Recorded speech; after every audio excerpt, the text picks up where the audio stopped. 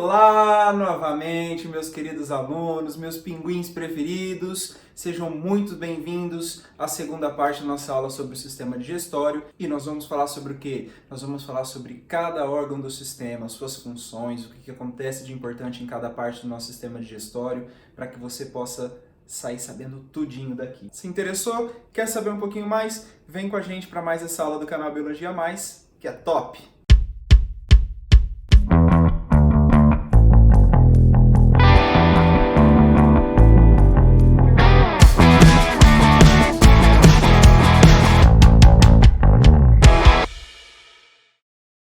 Vamos lá, pessoal? Então vamos começar? Claro, a gente vai começar pelo começo, na boca. Depois a gente vai falar um pouquinho sobre a faringe, um pouquinho sobre o esôfago. Começando pela boca, pessoal, tem muitas coisas importantes que acontecem na boca. Tá? Primeiro, ela é o local da ingestão, que é por onde o alimento entra no nosso sistema digestório.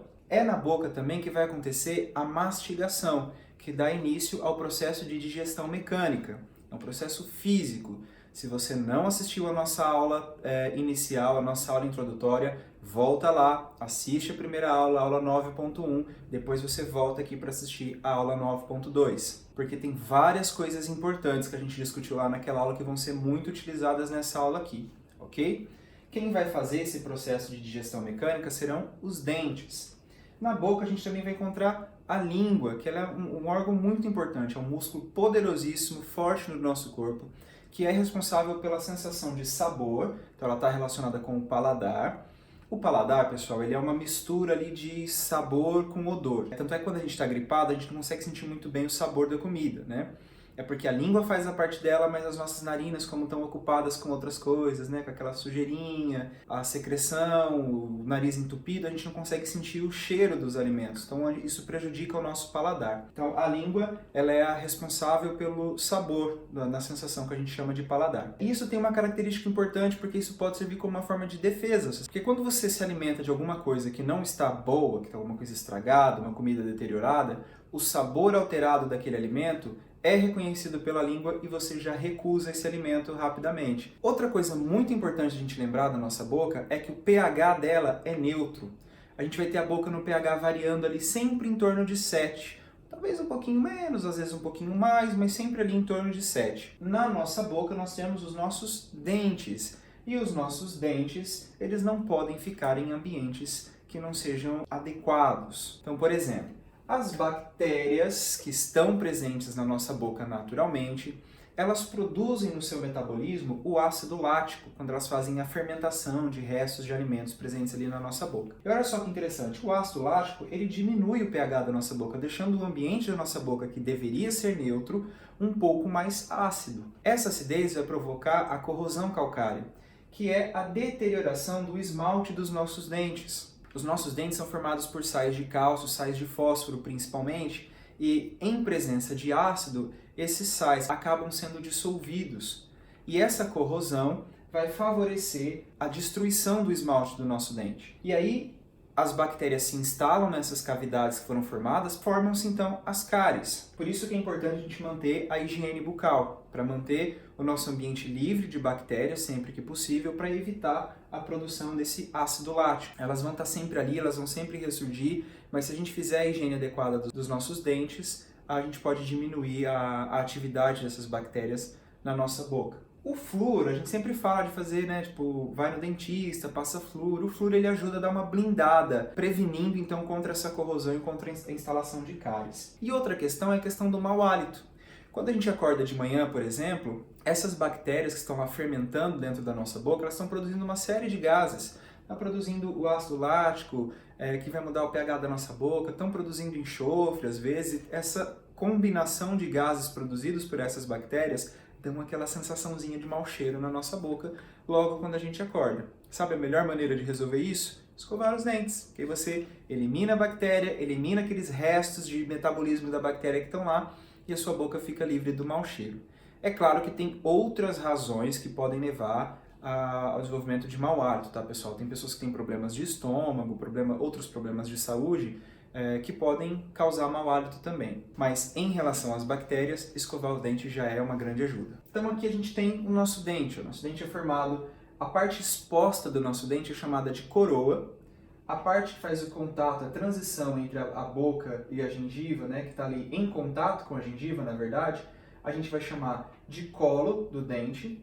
E abaixo da gengiva a gente chama de raiz do dente. Entrando no dente a gente tem então o esmalte por fora, a dentina e por último a gente tem a polpa do dente, onde a gente encontra os canais, né, da nossa raiz. É aqui que o dentista vai fazer, quando ele vai perfurar para fazer a operação de canal, por exemplo, é aqui que ele vai entrar. E é por isso que às vezes esses procedimentos doem, porque essa região ela é cheia de nervos e de vasos sanguíneos, né? Esse dente ele fica enterrado então na nossa gengiva numa estrutura de osso, né, que a gente chama aqui de um alvéolo dos dentes. Eu vou voltar aqui um pouquinho para mostrar que nós temos nos nossos dentes várias formas diferentes. Nós temos os dentes incisivos, são esses 4 aqui em cima e esses 4 aqui embaixo, que são dentes mais achatados. A principal função deles é de cortar o alimento. Em seguida nós temos os dentes caninos, que são esses dentes mais pontudinhos. Então, a função deles é de perfurar e rasgar os alimentos. Na nossa espécie, a gente já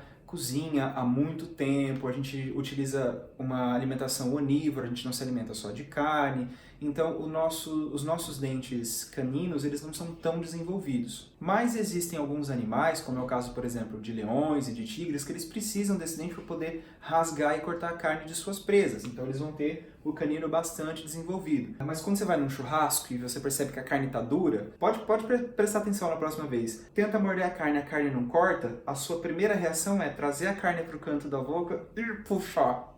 Né? Porque nisso você coloca a carne ali nos caninos e tenta dar uma rasgadinha naquela carne. Tem a sua função ainda, né? Depois dos caninos nós temos os pré-molares e os molares, que são os dentes mais achatados, que a função é literalmente triturar o nosso alimento, né?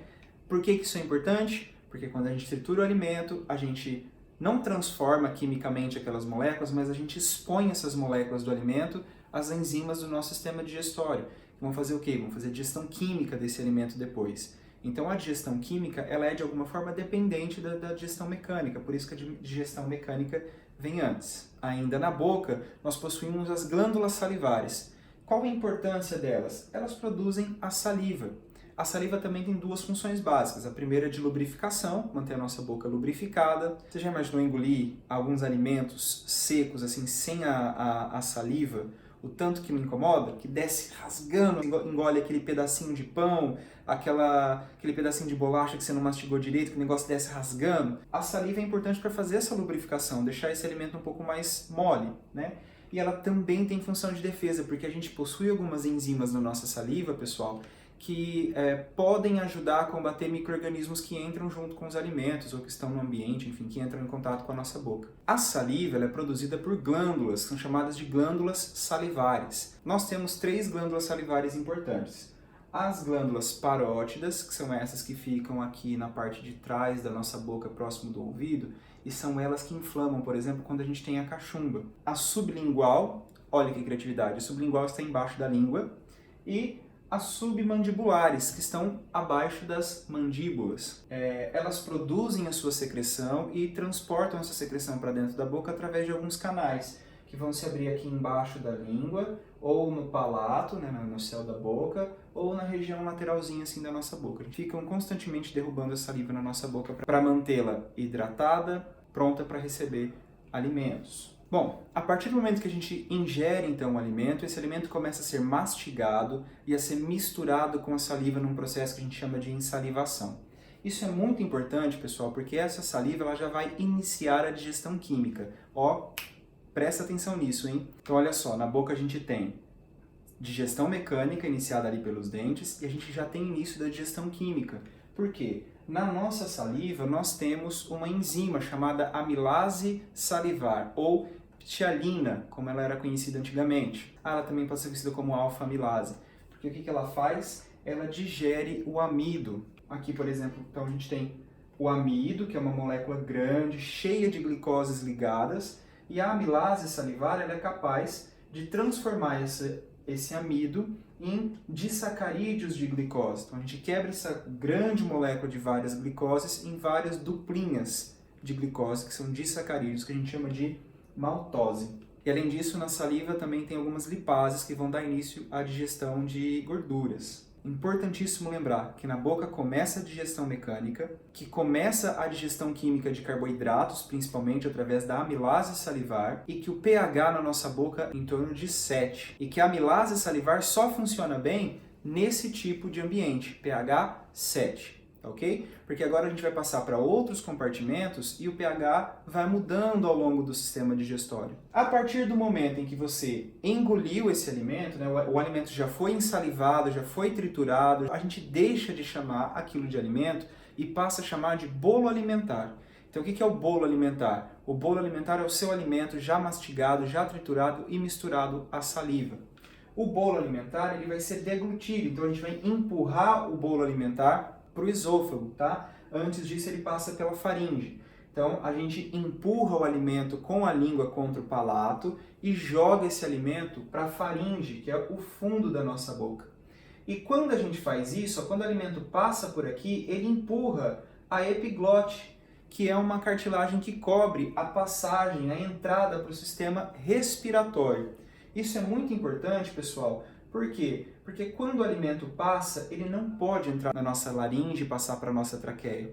Porque ele não é o lugar de entrar alimento, ele é o lugar de passar ar, para a gente respirar. Então, quando o alimento entra por aqui, a gente sofre de engasgo. A primeira reação que seu corpo vai fazer como uma forma de defesa é tentar jogar esse alimento para fora, tá? Tirar ele do canal respiratório, porque não é o lugar por onde ele tem que passar. Bom, o alimento foi engolido lá, foi deglutido, passou pela faringe, não teve nenhum problema, ele vai chegar no esôfago. Então a faringe ela tem cerca de 13 centímetros de comprimento, enquanto o esôfago tem cerca de 25 centímetros de comprimento. Quando o bolo alimentar chega no esôfago, aí entram os movimentos peristálticos, o peristaltismo, que também ajuda a fazer digestão mecânica, porque ele não só empurra o alimento em direção ao estômago, como esse próprio fato de empurrar já ajuda a dar mais uma macetadinha, mais uma misturadinha no alimento, ok? Então, aquilo vai empurrando o alimento na direção do estômago. Pessoal, o movimento peristáltico do esôfago ele é tão bacana que você conseguiria tomar água ou comer algum alimento de cabeça para baixo. O que é o peristaltismo? São contrações ondulatórias do sistema, do músculo liso do sistema, que vão empurrando o alimento numa única direção. Ah, professor, mas quando a gente vomita, o alimento volta. Mas quando a gente vomita é um outro caso, tá? É uma reação de reflexo ali do nosso sistema, de defesa do nosso sistema, que vai empurrar o alimento de volta. Aí vai ter uma contração do estômago, uma dilatação do esôfago para esse alimento poder passar. É outro caso, tá? Mas em casos normais, o alimento no esôfago ele só vai para baixo, tá? Ele só vai na direção do estômago. Então, continuando, pessoal, o alimento lá passou pela boca, passou pela faringe, passou pelo esôfago, ele vai chegar onde? No estômago. E o que a gente tem de importante no estômago? É onde acontece o início da digestão química de proteínas. Mas um monte de coisa vai acontecer no estômago antes da gente começar a falar da digestão das proteínas propriamente ditas, ok? Então, começando, né, o que tem de importante no estômago? Bom, o estômago ele tem uma porta de entrada e uma porta de saída. Essas portas são anéis musculares que a gente chama de esfíncter.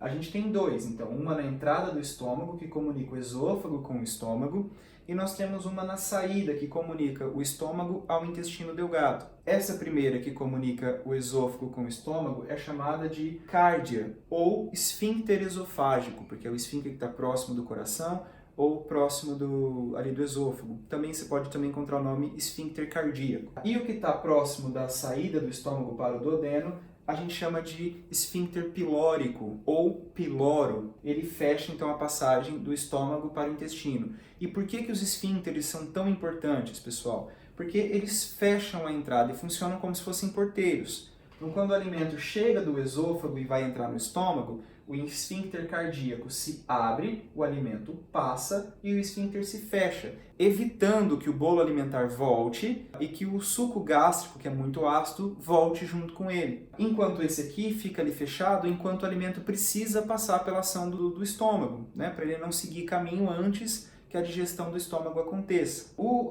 estômago ele pode ter assim, tem forma e volume variáveis.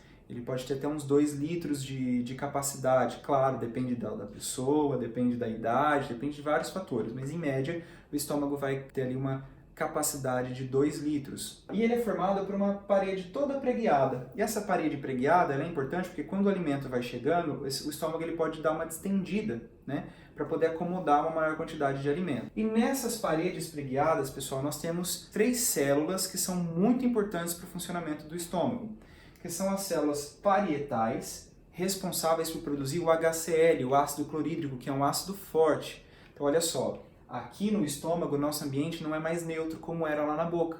O nosso ambiente agora é ácido. Esse ambiente ácido não é um ambiente propício para o funcionamento da amilase salivar, por exemplo. Outras células importantes são as células mucinosas, do muco protetor. Porque você pode pensar, se ele produz um ácido forte, por que o ácido não corrói o nosso estômago?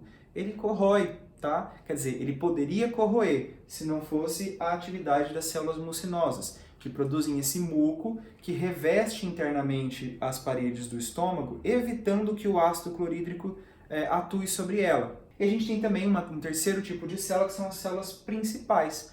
São as células que produzem as enzimas digestivas presentes no estômago, né, que vão agora atuar sobre as moléculas do nosso alimento para que elas possam ser quebradas, né, para que elas possam ser digeridas quimicamente. Então, no estômago, a gente produz o que a gente chama de suco gástrico.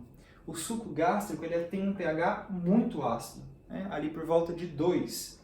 E ele provoca o que a gente chama de quimificação do bolo alimentar. O bolo alimentar chega no estômago como uma massa pastosa. E a gente vai começar a transformar essa massa pastosa em uma massa mais líquida. E essa acidez do estômago vai ajudar isso a acontecer. O bolo alimentar, então, passa a ser chamado de quimo. Isso é importante porque a principal enzima presente ali no estômago, que é a pepsina, né? Então, se você tiver que lembrar de uma enzima da boca, qual que é? Amilase salivar, pitianina. Se você tiver que lembrar de uma enzima do estômago, qual que você tem que lembrar? Pepsina. A pepsina é uma enzima responsável por digerir proteínas, transformando essas proteínas em oligopeptídeos, dipeptídeos, pedaços menores de peptídeos. Só que o que acontece? O nosso estômago produz essa enzima de uma forma inativa, que é o pepsinogênio. E esse pepsinogênio, quando entra em contato com o ácido clorídrico, nesse ambiente ácido, provocado pela secreção do ácido clorídrico, ele é transformado, ele é ativado e transformado na pepsina. Então, o que faz a pepsina? A pepsina é uma protease, como eu acabei de falar. Então, você tem a proteína, uma sequência enorme lá de aminoácidos. Esses aminoácidos, a gente pode começar a rompê-los, né, através da ação hidrolítica da pepsina. Então, ela quebra as ligações dos aminoácidos, liberando pedaços dessa proteína menores, né? Então, aqui a gente está mudando a estrutura química da molécula. A gente não está simplesmente diminuindo o tamanho da proteína. A gente está quebrando essa proteína em outras moléculas menores do que ela. Isso é a digestão química. Outra proteína importante é a renina. Só que ela é importante para os bebês, porque essa proteína ela provoca a coagulação da caseína, que é a proteína presente no leite. E os bebês se alimentam de leite. Lembra quando você já viu aquele seu irmãozinho ou priminho dar aquela golfadinha e sai aquele líquido com cheirinho azedinho de leite, assim, né? Com uma consistência parecendo um queijinho, assim, né? Aquilo lá é o leite coagulado pela renina, né? A proteína do leite coagulado pela renina. Para os bebês é importante que o leite fique ali tempo suficiente para passar pela digestão química. Então, a coagulação da caseína faz com que o alimento passe um pouco mais de tempo ali no estômago. Além disso, o pH baixíssimo do suco gástrico é importante também para uma questão de defesa. Quando você ingere algum alimento que tem lá bactérias nesse alimento, e elas não morreram na boca, elas vão chegar no estômago e elas podem morrer por conta do pH ácido do estômago. Mas nem tudo são flores, né? Esse pH ácido ele também pode provocar problemas no estômago. Como eu falei para vocês, as células mucinosas produzem ali um muco que vai proteger as células do próprio estômago. Mas, em alguns casos, seja por conta de genética ou por estresse acentuado, ansiedade, ou às vezes até alguns alimentos que a gente come, inibem a produção desse muco, fazendo com que as nossas células fiquem suscetíveis à ação do ácido clorídrico. E isso vai causar doenças, a gastrite e a úlcera.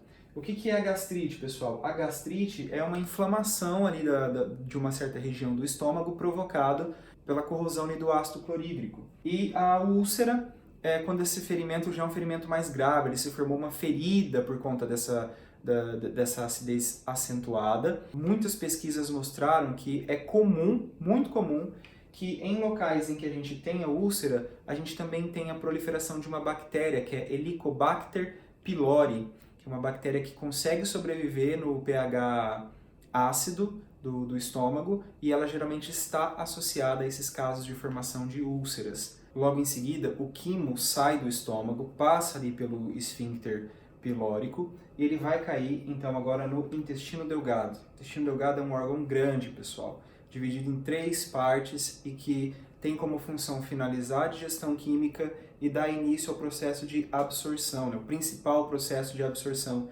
dos nutrientes. Então vamos ver o que acontece de importante no intestino delgado. O intestino delgado ele tem cerca de 6 metros de comprimento, todo enroladinho, dobradinho, guardado aqui no nosso abdômen. Esses 6 metros eles vão estar divididos em 3 partes. A primeira porção, que tem ali cerca de 25 centímetros, é chamado de duodeno. Muita coisa importante vai acontecer nessa partezinha aí pequena do intestino delgado, ok? E em seguida a gente tem o jejuno e depois o íleo. O jejuno com 4,5 metros de comprimento, mais ou menos, e o íleo com mais ou menos 1,5 metro de comprimento. A gente vê aqui nessa imagem, toda essa parte mais rosadinha aqui é o intestino delgado. Então, assim que o duodeno recebe o quimo do estômago, o estômago estava aqui, ele foi removido, mas estava aqui. Assim que ele recebe o quimo do estômago, uma série de coisas importantes começam a acontecer. A própria parede do duodeno começa a produzir o que a gente chama de suco entérico. Então, ó, a saliva foi produzida lá na boca, nosso primeiro suco digestivo. O segundo suco digestivo foi produzido no estômago, que é o suco gástrico, composto por ácido clorídrico e enzimas. Logo em seguida, né, ali no intestino delgado, no duodeno, a gente começa a produzir o suco entérico.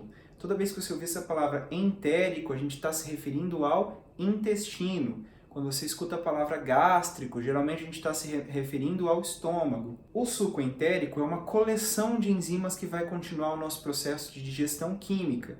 A gente tem ali enzimas que vão digerir carboidratos, a gente tem enzimas que vão digerir gorduras, que são as lipases, a gente tem enzimas que vão ativar outras enzimas, a gente tem enzimas que vão degradar as nucleases e aquelas que vão degradar outras proteínas. Se eu tiver que lembrar de uma enzima produzida pelo suco entérico, qual que eu vou lembrar? A amilase entérica, que continua digerindo os carboidratos, e as enteroquinases, que são essas enzimas responsáveis por ativar a tripsina, que é produzida lá pelo pâncreas numa forma inativa, que é o tripsinogênio, e atua no duodeno quando ela é ativada pelas enteroquinases, que são produzidas pelo duodeno. Mais uma vez, enzimas que a gente precisa lembrar: amilase salivar na boca, pepsina no estômago, tripsina no intestino, tá? Ela não é produzida pelo intestino, ela é produzida pelo pâncreas, mas ela vai atuar no duodeno. Agora, além de produzir o próprio suco entérico, o duodeno ele também recebe a secreção produzida pelo fígado,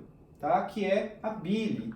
Então, a bile ela é formada no fígado através de sais biliares, resíduos de colesterol e do metabolismo da hemoglobina. Os sais eles acabam se misturando, eles vão sendo drenados por canalículos biliares e acabam descendo em direção ao duodeno. Boa parte da bile produzida ali no fígado, ela fica armazenada na vesícula biliar, que é uma estrutura pequenininha, assim, uns 10 centímetros de tamanho, que armazena a bile. Então ela não produz a bile, mas ela armazena a bile que é produzida pelo fígado. E quando o alimento chega no duodeno, a bile é liberada por um canalzinho que é chamado de canal colédoco. Tá vendo esse canalzinho verde aqui, ó? Ele traz a bile para dentro do duodeno. Pessoal, é muito importante lembrar disso. A bile não tem enzimas. A bile é composta por sais biliares e a função deles é emulsificar as gorduras, que nada mais é, pessoal, que um processo físico de digestão. Ela não transforma a estrutura química das gorduras que estão passando pelo duodeno. Ela simplesmente separa grandes porções de gordura em pequenas porçõezinhas de gordura. É o que a gente chama de emulsificação das gorduras, e é um processo físico, tá? Então, como que isso funciona? Aquela gotona de gordura que acabou de chegar no duodeno, ela encontra os sais biliares, se liga a essa gordura, retirando dela esferas menores, né, gotículas menores dessa gordura. Ela funciona como um detergente, pessoal. Quando você está tentando lavar um prato que está muito sujo de gordura, por exemplo, e você coloca ele embaixo d'água, aquela gordura não sai. Mas se você pingar um pouquinho de detergente e misturar esse detergente com aquele alimento, misturando o detergente com aquela gordura, quando você coloca aquilo embaixo da água, a gordura sai. Por quê? Porque o detergente ele é um emulsificador também. Então ele vai fazer esse processo de emulsificação, separando grandes porções de gordura em pequenas porções de gordura. E aí, é ou não é o mesmo processo que a gente fez lá na boca? Pegar um pedação grande de alimento e transformar ele através da mastigação em pedaços pequenos do mesmo alimento, sem transformar quimicamente as moléculas daquele alimento. É a mesma coisa que está acontecendo aqui com a gordura. Eu estou pegando um pedação de gordura e estou transformando ele em pedacinhos de gordura, sem transformar a característica química deles. Por isso que a bile atua no processo físico da digestão. Algumas pessoas têm um problema que a gente chama de cálculo biliar, que a gente pode ver aqui nessa foto, ó, que a gente tem uma vesícula e ela está cheia de cálculos biliares dentro dela. Os sais biliares eles vão se aglomerando e formando essas estruturas, né, que a gente chama então de cálculos biliares. Em alguns casos eles podem ser removidos, mas em alguns casos, se for um caso grave como é esse daqui, a vesícula ela precisa ser retirada. E aí o que acontece? A pessoa não tem mais aquela região que armazena a bile. Então a bile vai ficar constantemente gotejando ali dentro do duodeno. Essas pessoas vão ter um pouco mais de dificuldade na digestão das gorduras. E aí o que acontece? Se elas comem um alimento muito gorduroso, como elas não têm uma grande quantidade de bile armazenada, ela não consegue digerir toda essa gordura, ela pode ter alguns problemas como diarreias, por exemplo. Mas é uma situação em que é compatível com a vida, tá? Então dá para sobreviver bem sem a vesícula. Aí a pessoa precisa ter um pouquinho mais de cuidado com a alimentação, evitar a alimentação mais gordurosa, exatamente porque ela não tem a reserva de bile para o momento necessário. Bom, além do suco entérico e da bile, o intestino delgado também vai receber o suco pancreático. O pâncreas, pessoal, é uma glândula mista, que tem aqui um tamanho de mais ou menos 15 centímetros. E por que ela é uma glândula mista? Porque ela participa tanto da produção de enzimas para o sistema digestório, quanto da produção de hormônios que são lançados na corrente sanguínea. Esses hormônios são a insulina e o glucágon. A insulina e o glucágon eles estão relacionados com a absorção e a disponibilização de açúcar no nosso sangue, ou seja, o controle da glicemia no nosso sangue. Nós vamos estudar um pouco mais sobre a função endócrina do pâncreas quando nós formos estudar o sistema endócrino. Aqui a gente vai focar na função exócrina do pâncreas, que é a produção de enzimas digestivas do suco pancreático. No suco pancreático, então, o que tem de muito importante? As células do pâncreas elas produzem sais de bicarbonato e esses bicarbonatos eles são lançados no duodeno. Os sais de bicarbonato eles têm característica básica, pessoal. E olha só que interessante. O pH na nossa boca estava neutro, no estômago ele foi baixado, transformou lá o nosso bolo alimentar em quimo, e agora no duodeno nós vamos subir novamente esse pH, e esse pH vai lá para torno de 8, 8 e pouquinho. Por que ele vai para em torno de 8, 8 e pouquinho? Porque as enzimas que atuam no duodeno, elas têm o pH ótimo delas na região do pH de 8. E não mais o pH 2. Então, o alimento que chega ali naquele momento, ele deixa de ser ácido e passa a ter um pH básico. E ele vai se transformar numa espécie de fluido, de líquido. E ele passa a ser chamado de quilo, num processo que a gente chama de quilificação. Então, lá na boca, o alimento se transformou em bolo alimentar.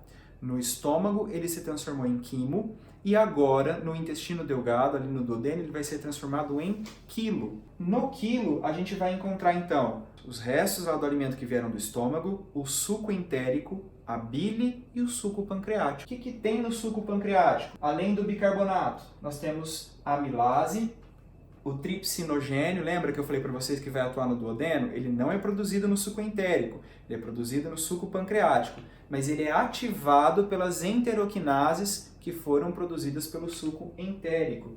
Vai transformar o tripsinogênio em tripsina, que é uma proteína que digere proteínas.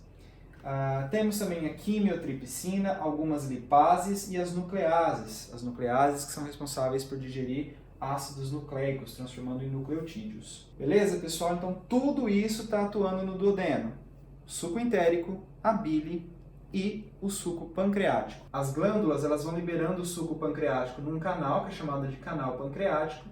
Esse canal pancreático se une ao canal colédoco que vem lá da vesícula biliar e eles são despejados no duodeno. É muito importante a gente lembrar dessa questão do pH, por isso que você tem que assistir a primeira aula dessa série de sistema digestório. Galera, estou batendo nessa tecla porque essa tecla é importante, tá? Essa questão da diferença de pH em relação ao pH ótimo das enzimas, tá? Só para a gente lembrar aqui, ó, nesse exemplo eu tenho aqui 3 enzimas, enzima 1, enzima 2 e enzima 3. A enzima 1 está atuando em pH 2. A enzima 2 está atuando em pH próximo de 6, 7, entre 6 e 7. E a enzima 3 está atuando num pH ali entre 7 e 8. Quem são essas enzimas, pessoal? Quem é que está atuando ali no pH 2, no pH ácido? É a pepsina. Quem está atuando num pH neutro? É a pitialina ou amilase salivar. Quem é que está atuando em pH 8, um pH básico? É a tripsina. E onde a gente encontra a pepsina? Quer dizer, onde a gente encontra uma enzima que tem o seu melhor desempenho em pH ácido? Onde a gente encontra essa pepsina? No estômago. Onde a gente encontra a enzima que tem o seu maior desempenho num pH próximo do neutro, que é o pH da pitialina, o pH ótimo da pitialina? A gente encontra na boca. E onde a gente encontra a enzima que atua próximo de pH 8, num pH básico? Essa enzima ela é encontrada no duodeno. Por que o estômago está ácido? Porque ele produz ácido clorídrico no suco gástrico. Por que a tripsina está no meio básico? Porque ela está no duodeno que recebe os bicarbonatos produzidos tanto pelo pâncreas quanto pelo fígado ali presente na bile. E esses bicarbonatos neutralizam a acidez do ácido clorídrico que acabou de chegar do estômago. Beleza? Por que é importante essa variação de pH no nosso sistema? Pessoal, primeiro pela defesa contra os micro-organismos, Aquela bactéria que chega no estômago, ela vai ser atacada pelo ácido do estômago e ela pode morrer, então uma forma de defesa. Outra coisa é a variedade dos substratos. Pensa comigo. Uma enzima, ela tem um substrato específico, ou seja, essa enzima só consegue digerir esse tipo de substrato, correto? E cada enzima tem um pH ótimo de funcionamento, ou seja, essa enzima só digere esse substrato, mas num determinado pH. Se a gente altera o pH do sistema, o que acontece? A enzima que atua bem na boca é diferente da enzima que atua bem no estômago. Ou seja, a enzima que faz a digestão química na boca digere algum tipo de substrato que é diferente do substrato digerido no estômago, porque para cada pH, uma enzima diferente, e para cada enzima diferente, um substrato diferente. E com isso, a gente otimiza a nossa digestão química, retira tudo que for possível daquele alimento. Bom, depois que passou ali pelo duodeno, então que ele sofreu a ação de todos esses sucos digestivos, a gente chega no jejum e no ilho. O que tem de muito importante no jejum e no ilho, pessoal, é a sua grande superfície de absorção. A parede do intestino, ela é desse jeito aqui, ó. Então você pega o intestino como se fosse um tubo, e esse tubo tem a parede toda pregueadinha. E cada prega da parede do intestino é formada por pregas de conjuntos de células. Essas pregas nós chamamos de vilosidades, que elas funcionam como se fosse uma luvinha. Essa luvinha ela aumenta a superfície de contato do quilo que está passando por ali e aí aumenta a absorção dos nutrientes presentes no quilo. Se a gente não tivesse essas luvinhas, esses dedinhos de luva, as vilosidades, o quilo ia passar muito rápido por ali e a gente tem menor capacidade de absorção. Então, qual é a função primordial das pregas das vilosidades do nosso intestino? Aumentar a superfície de absorção.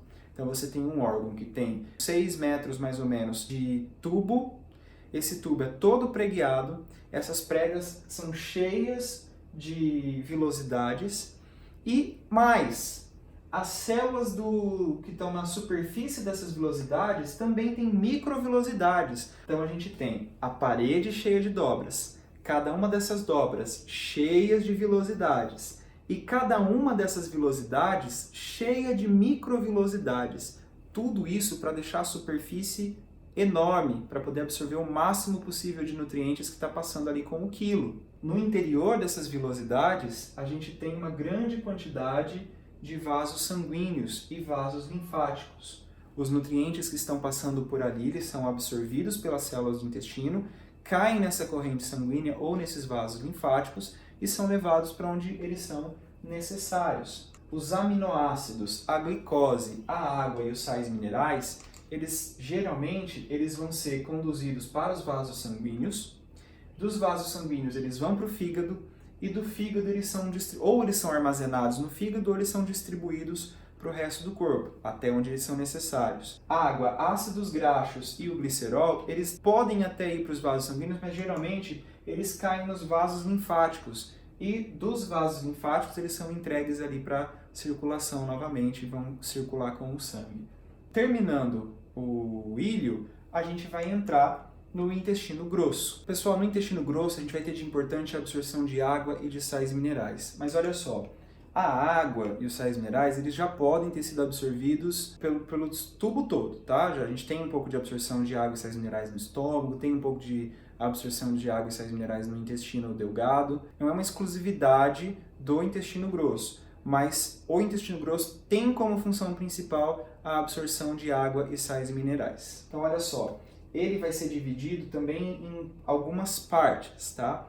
Assim que o alimento chega do íleo e passa para o intestino grosso, a gente tem ali também a válvula iliocecal, que funciona também como esfíncter, que impede o retorno do quilo para o íleo, tá? Então o caminho vai ser sempre para frente, nunca para trás. Assim que chega no intestino grosso, a gente vai ter o cólon ascendente, então cólon que sobe, o cólon transverso, é um cólon que atravessa o nosso abdômen, o cólon descendente, que volta a descer, cólon sigmoide, o final do cólon descendente aqui que tem essa formatinho de S, e por fim o reto, que vai terminar no ânus. Esse conjunto aqui, né, o intestino grosso, ele tem em média ali 1,5 metro de comprimento. Uma coisa que é importante de falar, pessoal, é que enquanto o alimento está passando por aqui, ele vai drenando a água desse alimento e a gente vai mudar a forma desse alimento.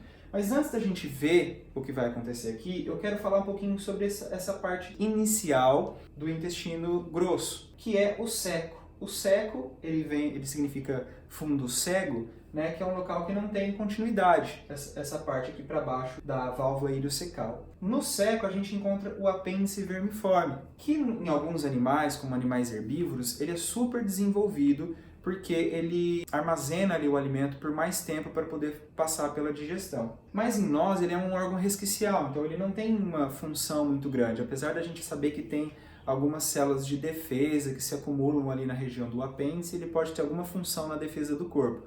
Mas para a digestão, ele não tem uma função muito importante mais. Só que às vezes, quando ficam restos de alimento ou fezes que acabam permanecendo aqui nessa região, ele pode sofrer uma inflamação. Isso é perigoso, porque se essa inflamação se rompe, essa inflamação acaba se espalhando ali pela região do abdômen, aí a gente tem um problema grave de saúde, ok?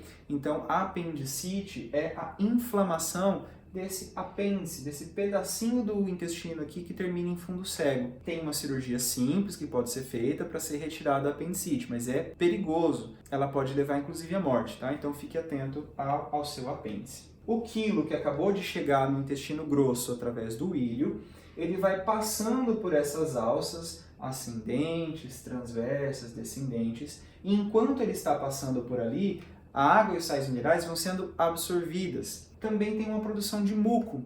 E conforme essa água vai sendo absorvida, o quilo ele vai se transformando numa massa mais seca. Essa massa mais seca são as fezes. E agora o nosso quilo, que era líquido, passa a ter uma consistência pastosa, assólida, e a gente passa a chamar o quilo de bolo fecal. Então, conforme o quilo vai passando por ali, a água vai sendo retirada e vai formando pedacinhos de fezes, né? E esse muco que vai sendo produzido acaba formando ali uma liga com esses pedacinhos de fezes, e essas fezes elas vão se acumulando na região do intestino. Quando elas se acumulam, elas chegam na região do reto, a distensão do reto pela presença das fezes provoca o reflexo da defecação. E aí a gente tem aqui o nosso último esfíncter do sistema digestório, que é o esfíncter anal. Você vai no banheiro, há um relaxamento do reto, um relaxamento do esfíncter anal e as fezes são eliminadas pelo ânus. No intestino grosso, a gente também tem uma densa população bacteriana, só que essas bactérias elas são nossas amigas. Elas são auxiliares da digestão, mas, em contrapartida, durante esse processo metabólico dessas bactérias, elas produzem os gases, o famoso pum. Vem, então, da ação dessas bactérias nesses restos de alimento. Mas elas são importantes também, não só para auxiliar na digestão, mas porque elas participam da formação do bolo fecal, né? Uma boa porcentagem do nosso bolo fecal é formado por bactérias, e também produzem vitaminas importantíssimas para o nosso metabolismo, como a vitamina K, a vitamina B1, a B2 e a B12. Então elas não estão ali à toa, elas estão ali porque nós precisamos delas, né? Elas são importantes para a gente ali no nosso intestino. Bom, acabamos a anatomia do sistema digestório, já passamos por todos os órgãos importantes nesse sistema. Mas tem mais uma coisa que a gente vai tentar entender, que é que os controles dos processos digestivos, né? Que a gente vai ver a ação dos principais hormônios que atuam no sistema digestório. Tudo isso tem que estar bem controladinho. Então, o que tem de importante, pessoal? Primeiro que a gente tem estímulos visuais, olfativos e de memória que já começam estimulando a nossa salivação. Só você pensar naquele alimento gostoso que a sua boca já começa a encher d'água, né? Ou tá chegando na hora do almoço, sente aquele cheiro do alho e da cebola refogando assim para fazer o arroz, já começa a encher sua boca de saliva, né? É uma preparação do seu corpo. Se ele está sentindo cheiro de comida, é porque ele vai comer. Se ele vai comer, a gente precisa de saliva. Quando você ingere o alimento, a presença do alimento estimula o peristaltismo. Então, esse é um estímulo físico também, né? É o seu sistema nervoso que envia mensagem lá para sua glândula salivar. Produza saliva. É ele que envia mensagem para o seu esôfago, faça movimentos peristálticos. E quanto mais interno o processo de digestão, menos a gente vai depender do sistema nervoso autônomo e mais a gente vai depender do sistema endócrino. Então esses aqui são os principais hormônios envolvidos nos processos digestivos. A gastrina é um hormônio produzido pelo próprio estômago, que estimula o próprio estômago a produzir suco gástrico, o HCl. A própria chegada do alimento ali no estômago vai estimular a produção de gastrina e a gastrina vai estimular a produção de suco gástrico. Já a secretina, ela é produzida pelo intestino delgado e estimula a secreção de bicarbonato pelo pâncreas e inibe a secreção de gastrina pelo estômago. Ou seja, o seu estômago não precisa ficar produzindo gastrina para sempre. Ele precisa produzir gastrina para começar a produção de ácido clorídrico. Mas quando você acabou de se alimentar, você não precisa mais do suco gástrico. Então a chegada do alimento ácido no duodeno estimula a produção de secretina pelo pâncreas. E essa secretina vai inibir a produção de gastrina pelo estômago. E também já vai estimular a produção de bicarbonatos ali pelo pâncreas. A colecistocinina, produzida pelo intestino delgado, ela tem uma ação dupla. Ela estimula a vesícula biliar a liberar a bile e estimula o pâncreas a liberar as enzimas pancreáticas. E por fim, a gente tem a enterogastrona. A enterogastrona também é produzida pelo duodeno e a função dela é de inibir a motilidade estomacal. Ou seja, quando o alimento já está no intestino, a gente não precisa mais que o estômago fique se movimentando, porque os movimentos peristálticos do estômago servem para misturar o quimo com as substâncias ali do estômago. Se ele já chegou no intestino delgado, quer dizer, ele já saiu do estômago, então a gente diminui a motilidade do estômago, porque agora o alimento já está aqui no intestino. Então, como vocês podem ver, a gente tem vários processos aqui de feedbacks positivos, feedbacks negativos, mantendo a estabilidade ali, mantendo a homeostase do sistema digestório. Ufa, pessoal, acho que por enquanto é isso. Mais uma vez, missão cumprida da nossa segunda aula aqui do sistema digestório. E não perca a próxima aula desse tema, que é uma aula que relaciona o sistema digestório com a nossa saúde. Muito importante também para você saber ainda mais dessa disciplina tão linda que é a biologia, ok? Até mais, pinguins!